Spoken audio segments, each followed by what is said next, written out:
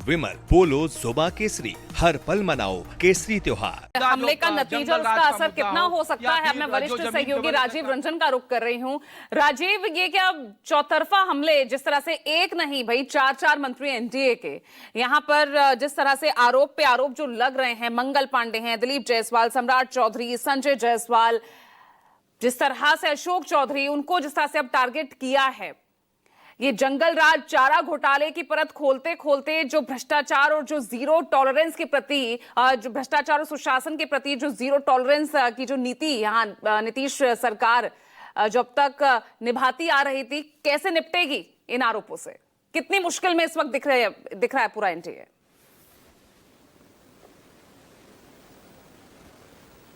देखिए पूजा, इसमें 3-4 बातें महत्वपूर्ण है। सबसे पहली बात यह है कि प्रशांत किशोर ने जब पॉलिटिकल पार्टी अपनी बनाई, जनसुराज, और बिहार के चुनाव में उतरने का फैसला किया, तो ज्यादातर लोगों ने, और खासकर एनडीए, बीजेपी के लोगों ने, आरजेडी और कांग्रेस के लोगों ने, विपक्ष के लोगों ने यह बात कही कि प्रशांत किशोर भारतीय जनता पार्टी की बी टीम है। और जिस तरह से खुलासा प्रशांत किशोर ने किया, उससे ये पता चलता है कि प्रशांत किशोर ने अपनी उस छवि को तोड़ने की पूरी भरपूर कोशिश इन खुलासों से की। दूसरी बात जो इम्पोर्टेंट है, अगर आप नीतीश कुमार को छोड़ दें, और इंटरेस्टिंग बात है कि प्रशांत किशोर अपने हर प्रेस कॉन्फ्रेंस में, अपनी हर बातचीत में ये कहते हैं कि नीतीश कुमार को वो बिल्कुल पाक साफ नेता मानते हैं और नीतीश कुमार ने कभी पैसा नहीं लिया। इस बात को वो हमेशा, प्रशांत किशोर ये बात कहते हैं। लेकिन उसी नीतीश कुमार की सरकार के बिहार और बिहार के बाहर जो भी महत्वपूर्ण चेहरे हैं, अगर आप नीतीश कैबिनेट की बात करेंगे, बिहार की कैबिनेट की बात करेंगे, तो बिहार के बाहर 4 ही नेता ऐसे हैं उनकी सरकार में जिनको पूरा देश जानता है। एक अशोक चौधरी, एक सम्राट चौधरी, एक मंगल पांडे, और एक सम्राट चौधरी, अशोक चौधरी, मंगल पांडे, और दूसरे दिलीप जायसवाल। और इंटरेस्टिंग बात उसमें यह भी है कि मंगल पांडे और सम्राट चौधरी पहले भारतीय जनता पार्टी के पहले प्रदेश अध्यक्ष रह चुके हैं, और दिलीप जायसवाल इस वक्त के प्रदेश अध्यक्ष हैं। यानी 3 बीजेपी के प्रदेश अध्यक्षों पर भ्रष्टाचार के इतने बड़े आरोप प्रशांत किशोर लगा रहे हैं, लेकिन हर तरफ सन्नाटा छाया हुआ। मूलतः तो ये काम मीडिया का होना चाहिए था, और मीडिया को इस तरह के खुलासे करते हमने देखा है। लेकिन एक नेता दूसरे नेता का इतने तथ्यों के साथ खुलासा करे, और मीडिया में भी सन्नाटा रहे, एक बड़े वर्ग में मीडिया में भी सन्नाटा है, प्रशांत किशोर की जो बातें हैं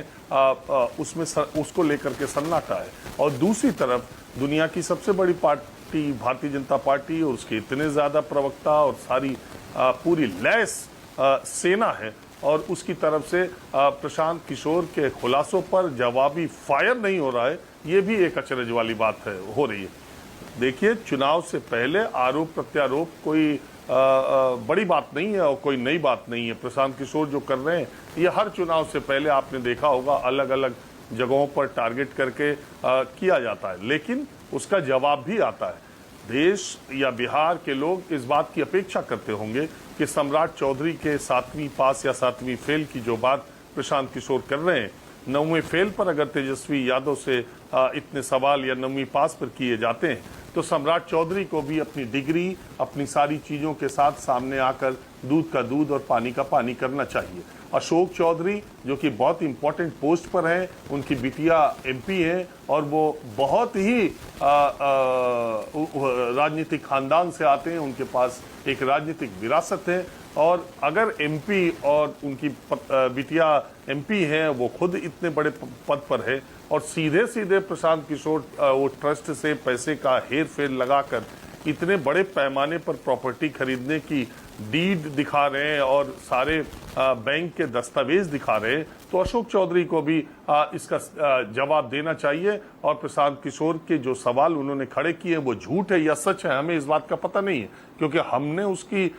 हमारी वो रिपोर्ट नहीं है, और हमने वो तथ्य इकट्ठा नहीं किए, वो प्रशांत किशोर ने किए हैं। प्रशांत किशोर गलत कह रहे हैं, उनके तथ्य गलत हैं या सही है, हमें नहीं पता। लेकिन इसका जवाब मंगल पांडे, अगर एम्बुलेंस की खरीद में, खास करके उत्तर प्रदेश में, वही एम्बुलेंस उसी कंपनी से कितने पैसे में खरीदी गई और उसको किस तरह से टेंडर दिया गया, एम्बुलेंस का जो उन्होंने खुलासा किया, ये एक गंभीर बात है। मंगल पांडे जो कि स्वास्थ्य मंत्री है, उनको इस बात का या उनके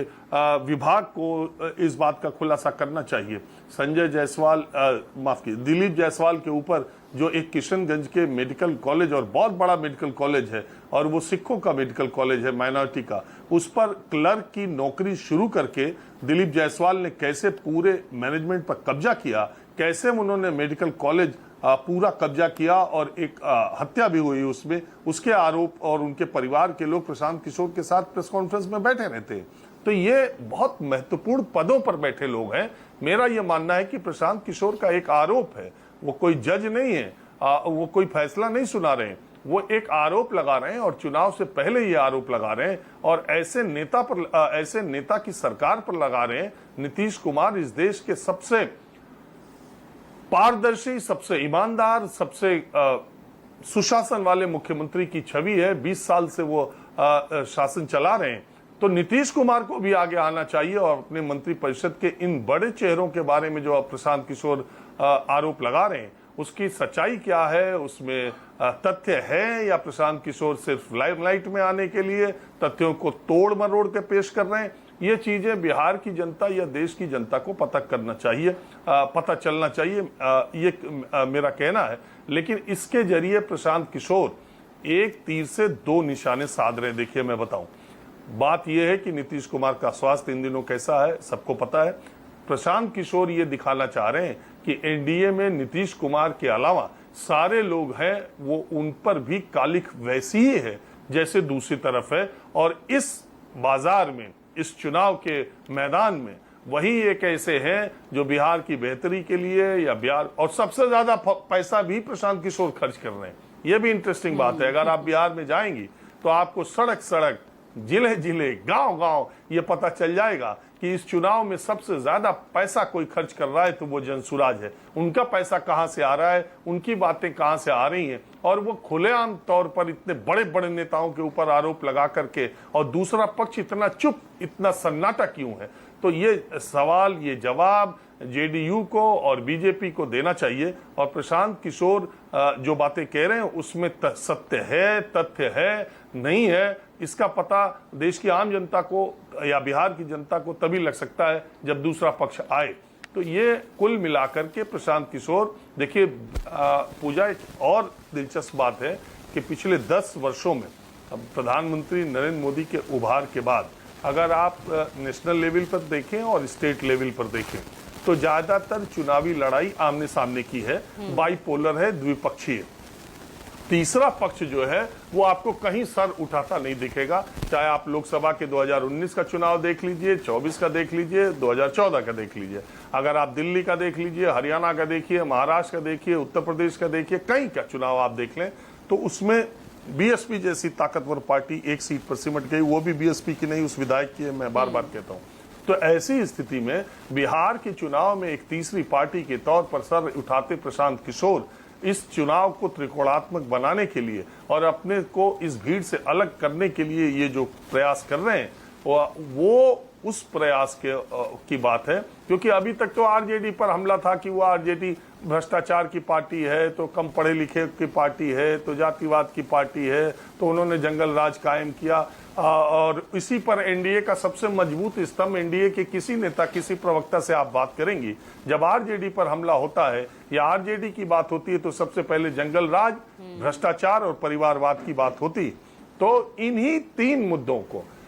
तीन मुद्दों को कि सम्राट चौधरी किस परिवार से आते हैं, अशोक चौधरी किस परिवार से आते हैं, अशोक चौधरी के परिवार में किस तरह से उनके पिता थे और फिर बेटी है, और सम्राट चौधरी के पिता किस किस पार्टी में रहे हैं, तो परिवारवाद का आरोप, भ्रष्टाचार का आरोप अगर प्रशांत किशोर एनडीए पर भी लगाते हैं तो वही बात है कि एनडीए और आरजेडी को एक ही कटघरे में खड़ा कर अपने को दूर साबित करना चाह रहे हैं। तो ये